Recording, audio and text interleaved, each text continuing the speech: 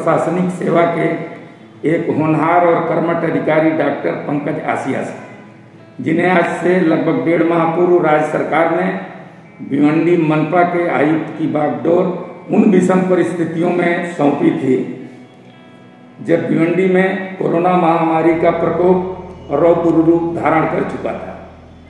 भिवंडी के कब्रिस्तानों में पहली बार हाउसफुल के बोर्ड के साथ मुख्य दरवाजों पर ताले लटक चुके थे, लेकिन यहाँ का चार्ज संभालने के बाद डॉक्टर आसिया ने न केवल कोरोना पर काबू पाकर शहरियों को कोरोना से भयमुक्त करते हुए उनके विश्वास को बहाल किया, बल्कि मनपा प्रशासन के हर अंगों को चुस्त दुरुस्त करते हुए शहर की साफ सफाई, नागरिक सुविधाओं और शहर विकास के हर कार्य को बड़ी कुशलतापूर्वक पटरी पर लाकर गतिमान भी करते जा रहे हैं। आइए हम सुनते हैं इंडिया ग्राउंड रिपोर्ट से उनके बातचीत के कुछ अंश। सर, आपका इंडिया ग्राउंड रिपोर्ट में बहुत बहुत स्वागत है। पहला सवाल आपसे ये है कि आज आप एक सफल इंसान हैं, इसमें आपके संघर्ष और संयोग की क्या भूमिका रही है? यहाँ तक के सफर से जब आप पीछे मुड़कर देखते हैं तो क्या पाते हैं? धन्यवाद मुनीर जी, आपने इस साक्षात्कार के लिए मुझे आमंत्रित किया। और सबसे पहली बात, जैसे आपने कहा कि सफलता मेरी नज़र में हर इंसान के लिए सफलता की अलग परिभाषा होती है। जी सर। तो उसी तौर पर मेरा अनुभव ये रहा है सफलता के लिए कि सफलता में 3 सबसे महत्वपूर्ण बातें होती है। पहले आपके प्रयास, दूसरा आपकी निष्ठा और तीसरा इसके अंदर आपका जो दिमागी काबिलियत है आपकी कि आप किस चीज़ में आप अच्छे हैं और उसी चीज़ में अगर आपने ध्यान दिया तो अगर इन तीनों चीज़ों को अगर आप देखते हैं तो आपको सफलता मिलती है। तो मेरा अभी तक का जो अनुभव रहा है उसके अंदर वो ये कि संयोग की बात मैं कम विश्वास रखता हूँ और ज़्यादा से ज़्यादा वो ये कि जितनी मेहनत आप अच्छे से कर सकते हैं और आप जिस क्षेत्र में आपकी खुद की काबिलियत उसी में अगर आपने मेहनत की है तो सफलता आपको हमेशा मिलती है। और अभी तक का मेरा जीवन का आप अनुभव देखेंगे तो सफलता मेरा इस मामले में यही है कि जीवन के अंदर सफलता आपको तभी मिलती है जब आपने पूरे मन से आपके प्रयासों को अगर आपने पूरी तरीके से अगर अच्छे से ध्यान लगा कर किया है तो आपको सफलता हर हालत में मिलने वाली है। आपके लिए सफलता के मायने क्या हैं और संतुष्टि की कितनी अहमियत है, कितना महत्व है? सफलता कभी भी आपके लिए एक तात्कालिक एक क्षणिक चीज़ नहीं हो सकती। सफलता आपको जीवन में अगर आप एक क्षण या फिर किसी एक उपलब्धि के तौर पर देखेंगे तो वो सफलता क्षणिक होती है। तो सफलता को आपको जीवन में आपकी जो दिनचर्या है, जीवनचर्या, उसमें शामिल करना पड़ता है। और इसमें अगर आप बोलेंगे कि संतुष्टि, तो संतुष्टि ही सबसे ज़रूरी चीज़ है। बहुत बार हम वो देखते हैं कि इंसान सिर्फ बाकी लोगों के लिए या फिर समाज के दबाव से या फिर माता पिता के दबाव में किसी चीज़ में इंटरेस्ट लेके काम करना शुरू करता है, लेकिन उसमें अगर वो संतुष्ट नहीं है तो संतुष्टि सफलता से मैं ज़्यादा महत्वपूर्ण मानता हूँ। और संतुष्टि ही ऐसी चीज़ है जिसके लिए इंसान को प्रयत्न करना चाहिए। सर, सिस्टम जो है वो सुविधा, स्वतंत्रता भी प्रदान करता है और शासक में भी डालता है। आप सिस्टम में कितना विश्वास करते हैं और सिस्टम के विभिन्न अंगों से पड़ने वाले प्रेशर को किस तरह झेल पाते हैं? सिस्टम में, जैसे आपने बताया कि सिस्टम में हर तरह की स्वतंत्रता भी है, बंदिशें भी है, बट जैसे आपने भी बताया कि हर तरह के सिस्टम में इतना काम करने का आपको हमेशा स्वतंत्रता होती है कि आप अपने हिसाब से आपकी जो प्रायोरिटीज़ हैं आप उन पे काम कर सकते हैं। कुछ बंधन भी होते हैं, लेकिन वही आपकी प्रशासकीय क्षमता या फिर आपका कौशल है कि आप उनको पूरी तरीके से बैलेंस करते हुए कैसे अपने जो उद्देश्य हैं, शासन की तरफ से जो निर्देश हैं या फिर जो शहर की या फिर जनता की भलाई के लिए आप जितना काम कर सकते हैं, तो उस तरीके से अगर देखा जाए तो सिस्टम में काफ़ी स्वतंत्रता है, ये मेरा मानना है। अच्छा, आप भिवंडी में नागरिक सुविधाओं को कितना सुसज्ज पाते हैं? क्या कमियां हैं और किस तरह के सुधार करना चाहते हैं? किसी भी शहर में रहने का सरकार की तरफ से चाहे कुछ भी गाइडलाइन हो, लेकिन उस शहर के शहरी को सबसे पहले लगना चाहिए कि मेरा शहर रहने लायक है या नहीं है। तो इसके लिए जैसे आपने देखा होगा कि भारत सरकार ने भी अभी हाल के कुछ दिनों में नीति आयोग की तरफ से एक लिवेबल सिटी इंडेक्स करके उन्होंने तैयार किया था कि शहर में रहने के लिए क्या क्या एक सिटीज़न को सुविधा चाहिए। तो उसमें अगर आप सबसे आधारभूत सुविधाओं की बात करें तो पानी की सुविधा है, स्वच्छता की बात है, इसके अलावा उस शहर में लोगों का मन बहलाने के लिए कोई उनके पास में है, या फिर उनके ट्रांसपोर्टेशन के लिए, या फिर लोगों का सरकार के साथ में जब इंटरेक्शन होता है तो उसको किस तरह के अनुभव आते हैं। तो ये 4-5 चीज़ें हैं सबसे इम्पॉर्टेंट है। और उसमें जैसे आपने बताया कि भिवंडी शहर में हमको इन 4-5 चीज़ों के ऊपर सबसे पहले बेसिक जो आधारभूत सुविधाएं उनके ऊपर काम करना होगा। उस बारे में जैसे शहर की सारी समस्याएं हैं वो सब लोगों को पता है, उन्हीं समस्याओं के ऊपर हमारा भी ध्यान है और उसी के ऊपर हम लोग काम करेंगे। आपने जब से होश संभाला है तब से समाज और उसमें आए परिवर्तनों के बारे में कुछ बताएं। मैं अपना अगर बचपन से अनुभव बताऊं तो मेरा जो प्राथमिक मेरी शिक्षा है वो जोधपुर के पास में एक गांव है, जोधपुर से 40 किलोमीटर दूर, वहाँ पे मैं सरकारी स्कूल में मेरी शिक्षा हो रखी है। तो उस टाइम पे अगर आप बात करेंगे तो टेक्नोलॉजी उस टाइम पे इतनी नहीं थी और ग्रामीण इलाकों में तो और भी कम थी। तो उस तरीके से देखा जाए तो अभी काफ़ी बदलाव आ गया है और अभी सूचना लोगों तक बहुत जल्दी पहुंचती है। उस वजह से समाज के काम करने के तरीके में, समाज के अंदर बाकी तरह की विचारधारा, सोच, हर तरीके से बदलाव देखा जा रहा है। लोगों की अगर भौतिक जीवन शैली के बारे में बात की जाए तो उसमें काफ़ी सुधार मैंने देखा है पिछले कई समय में, चाहे वो परिवहन से रिलेटेड हो, दूरसंचार से रिलेटेड हो, या फिर काम करने के तरीके में भी लोगों के काफ़ी बदलाव देखा है। और मानसिक जीवन शैली की बात करें तो अभी सामाजिक रिश्तों में थोड़ी सी, जैसे आपने भी अनुभव किया होगा कि दूरियां लोगों के बीच में आ गई है। ये 2-3 तरह के बदलाव हैं जो कि मैंने पिछले 25-30 साल में अनुभव किए। आपके लिए देश का क्या अर्थ है? देश के लिए सबसे जरूरी बात आप क्या सोचते हैं? जैसे देश का, जैसे मेरे यूपीएससी एग्ज़ाम में समाजशास्त्र मेरा विषय था, तो देश एक ऐसे समुदाय या समूह को बोलते हैं जो सिर्फ ये मानता है कि हम एक देश के हिस्से हैं। इसके अलावा राज्य को या स्टेट को डिफाइन करने की अलग बात होगी, लेकिन देश ये कि देश के लोगों में वो भावना होनी चाहिए कि हम इस देश के निवासी हैं। तो किस तरीके से देश के हर नागरिक को वो अनुभव अगर हम करवा सकते हैं कि वो उस समुदाय का, एक समाज का हिस्सा है, तो देश में सबसे अभी ज़रूरी बात वो है कि हमारे देश में विविधता बहुत ज़्यादा है और उस विविधता में अनेकता में एकता, जैसा भारत में कहा भी जाता है। तो उस चीज़ में हमारे देश में सबसे ज़्यादा ज़रूरी चीज़ है एकता, और उसके बाद में इस देश के हर नागरिक को, जैसा कि संविधान में उनको वादा किया गया है कि उनको सबको जो अपॉर्चुनिटी है वो सबको इक्वल अपॉर्चुनिटी मिलनी चाहिए, ताकि वो पॉलिटिकली, इकोनॉमिकली और सोशली वो समाज में बाकी हर किसी नागरिक के साथ में एक भागीदारी के साथ में पार्टिसिपेट कर सके। आप यहाँ जनता की सुविधा के लिए हैं। एक बेहतर समाज के निर्माण में जन भागीदारी जरूरी होता है। जनता से आपको क्या अपेक्षा है? जैसा कि ऐसा कहा भी जाता है कि किसी भी समाज में या समुदाय में विकास के लिए नागरिकों के अधिकार महत्वपूर्ण हैं, तो उनसे ज़्यादा महत्वपूर्ण नागरिकों की तरफ से उनकी कर्तव्य भी उतने ही ज़रूरी है। तो नागरिकों के कर्तव्य की बात करें तो संविधान में उसके बारे में काफ़ी विस्तार में आउटलाइन किया गया है। लेकिन अगर शहर के हिसाब से देखा जाए तो किसी भी शहर के विकास के अंदर नागरिकों की तरफ से जब तक जन सहभाग नहीं होगा तब तक ये चीज़ हासिल नहीं की जा सकती।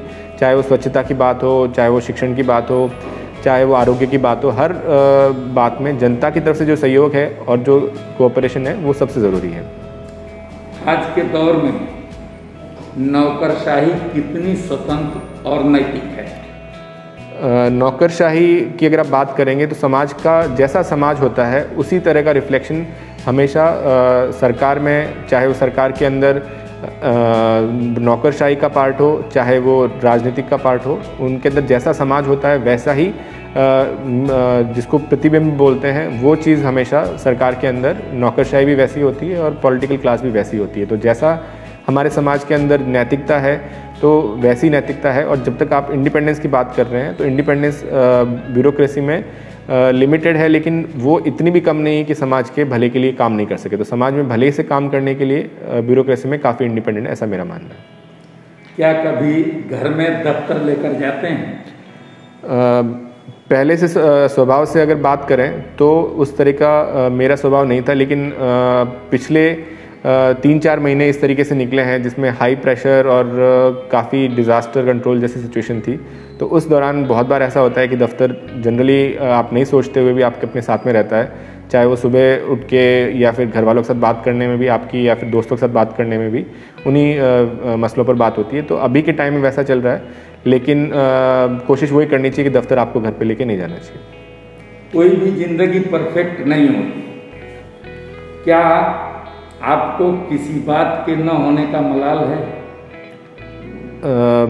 मैं जीवन में वैसे काफ़ी संतुष्ट व्यक्ति हूँ। तो जो मुझे मिला है, मुझे लगता है कि मैंने अपनी मेहनत से हासिल किया है, और अगर कोई चीज़ मुझे ऐसा लगता है कि हासिल करनी चाहिए तो मैं उसके लिए हमेशा मेहनत करता हूँ। तो ऐसा कभी मलाल नहीं रहा है कि मैंने मेहनत की और वो चीज़ मुझे मिली नहीं अभी तक। बचपन कहाँ बीता? घर और आसपास का माहौल कैसा था? मैं एक टिपिकल मिडिल क्लास फैमिली से बिलोंग करता हूं, और मेरा बचपन जोधपुर के अंदर शुरुआती दौर में मैं जोधपुर से 40 किलोमीटर दूर एक गांव था, वहां पर मेरी एजुकेशन हुई है। उसके बाद में प्राइमरी एजुकेशन के बाद में हमारा परिवार जोधपुर शिफ्ट हुआ। जोधपुर में हम लोग एक टिपिकल मिडिल क्लास कॉलोनी में रहते थे, और मेरा बचपन वही जो आम एक भारतीय का परिवार होता है उस तरीके के संस्कारों के साथ में बचपन बीता है। आज के समय में और बचपन के समय में आप क्या अंतर पाते हैं? आज के समय और बचपन के समय में बात कीजिए तो वही है कि भौतिक सुविधा की बात करें तो वो काफ़ी ज़्यादा उसमें बदलाव महसूस किया गया है। और लेकिन रिश्तों के अंदर, जैसे कि बचपन की अगर बात करेंगे तो उस टाइम पे लोगों के बीच में या फिर हमारे पड़ोसी रिश्तेदार सबके बीच में ज़्यादा मेल मिलाप और घुल मिल कर रहने की परंपरा थी। लेकिन वो जैसे अब भी मैं जोधपुर जाके देखता हूँ या फिर और भी रिश्तेदारों से मिलता हूँ, तो अब लगता है कि धीरे धीरे रिश्तों में थोड़ी दूरियाँ काफ़ी ज़्यादा है और लोग अपनी व्यक्तिगत जीवन शैली पर ज़्यादा ध्यान देते हैं। और ये चीज़ थोड़ा सा जैसे जैसे भौतिक सुविधाएँ बढ़ी है उसके साथ में बढ़ती जा रही है। परिवार का आपकी सफलता में क्या योगदान है? इतनी व्यस्तता में उन्हें कैसे समय दे पाते हैं? अभी तक की अगर जीवन की बात की जाए तो परिवार ने हमेशा सपोर्ट किया है, चाहे वो डिसीजन मेरा मेडिकल की पढ़ाई के लिए हो, चाहे मेरा कॉम्पिटिटिव एग्ज़ाम की तैयारी के लिए हो, और उसके बाद में भी जॉब के अंदर किसी भी पार्ट से रिलेटेड हो, तो परिवार ने हमेशा सपोर्ट किया है। और उसी तरीके से मैं अपना तरफ से पूरी कोशिश करता हूँ समय देने का। तो फ़िलहाल 3-4 महीने में कम टाइम मिला है, अदरवाइज़ मैं हमेशा कोशिश करता हूँ कि माता पिता, मेरे भाई और बाकी रिश्तेदार और दोस्त हैं उनके साथ में रेगुलर टाइम अगर निकाल जा सके तो वो बेहतर रहता है। शिक्षा किसी भी देश का भविष्य तय है। आप अपने बच्चे को क्या शिक्षा देना चाहते हैं? मेरे फैमिली में अभी बच्चा नहीं है, बट जैसा अगर आप बोल रहे हैं तो शिक्षा में अगर वही बात करेंगे तो ये भविष्य की बात है। भविष्य की क्या देना चाहेंगे? शिक्षा की अगर बात करें तो शिक्षा के अंदर सिर्फ जो सेकुलर एजुकेशन है वो इम्पॉर्टेंट नहीं, उसके साथ साथ समाज की जो वैल्यू है, मोरल वैल्यू है, उसके अलावा समाज में या पर्यावरण के साथ में कैसे इंसान को रहना है, या फिर कैसे हमारे सिस्टम में जो भारत के संविधान में या फिर जो नैतिक और रिलीजियस वैल्यूज़ हैं वो भी एजुकेशन में उसका पार्ट होना चाहिए। आपकी हॉबी क्या है और इतनी व्यस्तता के बीच अपनी हॉबी को कितना स्पेस दे पाते हैं? हॉबी अगर बात करेंगे तो मेरी हॉबी बुक रीडिंग है, उसके अलावा मूवीज़, टीवी सीरीज़ देखना, और स्पोर्ट्स में बैडमिंटन और क्रिकेट। तो स्पोर्ट्स का टाइम तो अभी नहीं मिल पाता है, लेकिन मैं कोशिश करता हूँ कि बुक रीडिंग और मूवीज़ के ऊपर जितना टाइम अगर निकाल सकता हूँ तो उसमें देता हूँ मैं। प्रसिद्धि सफलता का सह उत्पाद है। हर इंसान सफलता चाहता है। अब जब आप सफल हैं तो खुद को किस तरह से देखते हैं? मैं सफलता को उसी तरीके से लेता हूँ कि किसी भी उपलब्धि को आप परमानेंट नहीं मान सकते। जो भी उपलब्धि है उसको आपको हमेशा सफलता को जब तक आप अपने सिर पे नहीं चढ़ने देते हैं उतना ही बेहतर रहता है। तो आप हमेशा ये कोशिश कीजिए कि अपने आप में कैसे और सुधार कर सकते हैं, वही अपने आप में सफलता और संतुष्टि का रास्ता है। लेकिन अगर आप सफलता को किसी टेम्पररी माइलस्टोन के रूप में देखेंगे कि ये चीज़ मुझे हासिल करनी है और मैंने हासिल कर लिया है, तो आप हमेशा आपको मन में आपको संतुष्टि कभी नहीं होगी। आप महत्वाकांक्षा के पीछे हमेशा भागते रहेंगे तो आपको मानसिक शांति कभी नहीं मिलेगी। तो सफलता के लिए अपने आप में सुधार करना वही सबसे बड़ी सफलता रहती है। क्या आप धार्मिक प्रवृत्ति के हैं? प्रारब्ध डेस्टिनी में यकीन करते हैं? मैं डेस्टिनी में भी विश्वास नहीं रखता और धार्मिक भी बिल्कुल नहीं हूँ।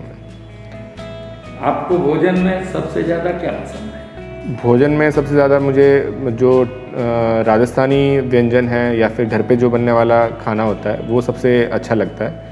और जो राजस्थान के अंदर, पश्चिमी राजस्थान के अंदर सूखी सब्जियां होती हैं वो मुझे ज़्यादा पसंद आती हैं। भारतीय सिनेमा के बारे में आप क्या सोचते हैं? भारतीय सिनेमा में जैसे जैसे समाज में बदलाव आ रहा है तो ये कहा भी जाता है कि समाज और सिनेमा भी एक दूसरे के प्रतिबिंब हैं। तो जैसे जैसे समाज में जिस तरह के सुधार आ रहे हैं वैसे वैसे सिनेमा में भी उस तरीके के सुधार आ रहे हैं। लेकिन अभी भी अगर कला के क्षेत्र में बात की जाए तो भारतीय सिनेमा में अभी भी बहुत ज़्यादा सुधार होने की गुंजाइश अभी भी है। जो कहानियाँ हैं या फिर जो कंटेंट है वो कितना ओरिजिनल और कितना रियलिस्टिक हो सकता है उसमें अभी भी काफ़ी सुधार की उम्मीद अभी भी है। आपके लिए दोस्ती के क्या मायने हैं? दोस्ती के मायने वो हैं कि आप एक दूसरे के साथ में शेयर कर सकते हैं कोई भी चीज़ आपके साथ में प्रॉब्लम है और आप हमेशा उस पर भरोसा कर सकते हैं कि आपकी ज़िंदगी में कभी कोई प्रॉब्लम होने वाली है तो वो पर्सन आपके साथ में हमेशा रहने वाला है। तो इन दोनों चीज़ों के हिसाब से मेरे लिए दोस्ती के मायने हैं। जीवन का सबसे कठिन समय और कैसे उतरे आप उससे? मैं इस मामले में खुद को भाग्यशाली समझूंगा कि मैंने इतना कठिन ऐसा कोई जीवन में प्रॉब्लम फेस नहीं की। जैसे मैंने बताया कि मिडिल क्लास फैमिली से था तो सोशली और इकोनॉमिकली दोनों तरीके से फैमिली स्टेबल थी।